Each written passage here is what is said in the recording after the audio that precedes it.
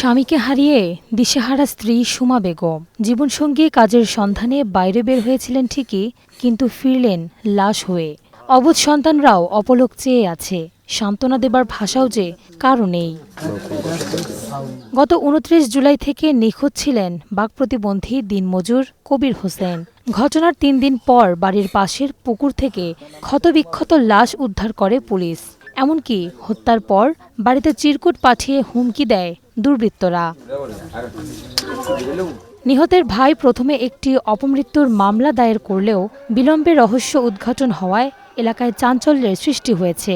পরিবার এবং স্থানীয়রা বলছেন, জমি বিরোধের জের ধরেই হত্যা করা হয়েছে কবির হোসেনকে। আমার স্বামী বলে আমার স্বামীর ওই ফাঁসি নিছে নিয়া ওরা রাসেলে আবার রিয়াজে আমার শাশুড়ি শ্বশুর ছেলে ওরা চুরি দেখাইছিল। চুরি দেখানোর পরে আমার স্বামী ভয়ে আমার শাশুড়ির কাছে গেছে, যাইয়া দেখাইছিল। দেখানোর পরে বাজারও দেখাইছে।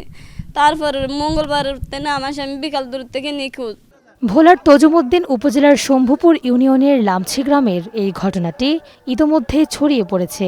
১১ দিন পার হলেও মৃত্যু রহস্য উদ্ঘাটন না হওয়ায় ক্ষোভে ফুঁসে উঠেছেন স্থানীয়রা। হত্যার বিচার চেয়ে বিক্ষোভ কর্মসূচি পালন করেন স্বজন ও এলাকাবাসী। প্রতিবন্ধী কবির যখন থেকে মিসিং তখন থেকে থানায় একটা রিপোর্ট জমা দেওয়ার জন্য পরিবার থেকে লোকজন যায়, কিন্তু এক পর্যায়ে থানায় এটা ডিনাই করে, কোনো ধরনের অভিযোগ তারা নেয় নাই। নেওয়ার পরে তার 2 দিন পরে লাশ পাওয়া যায়। এখানে কোবের দাগ দেওয়া যায়, দেখা যায় এখানে কোবের দাগ দেওয়া যায়।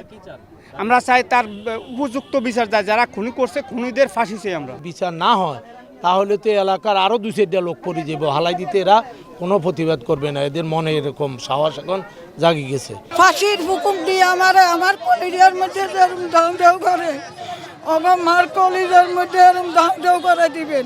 খুনির সাথে জড়িত আছে তাদেরকে তদন্ত কইরা তাদেরকে সর্বনিম্ন ফাঁসির কাস্টে ঝুলানো উচিত।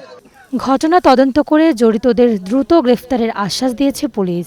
ময়নাতদন্তের রিপোর্টটা পাওয়ার পরে আমরা বুঝতে পারবো যে এই মৃত্যুটা কিভাবে হয়েছে। প্রত্যেক যে ডকুমেন্টারি আমাদের কাছে লিপিবদ্ধ আছে, এখানে আমরা যাই করতেছি কিনা সেটা আমরা ডকুমেন্ট রাখতেছি।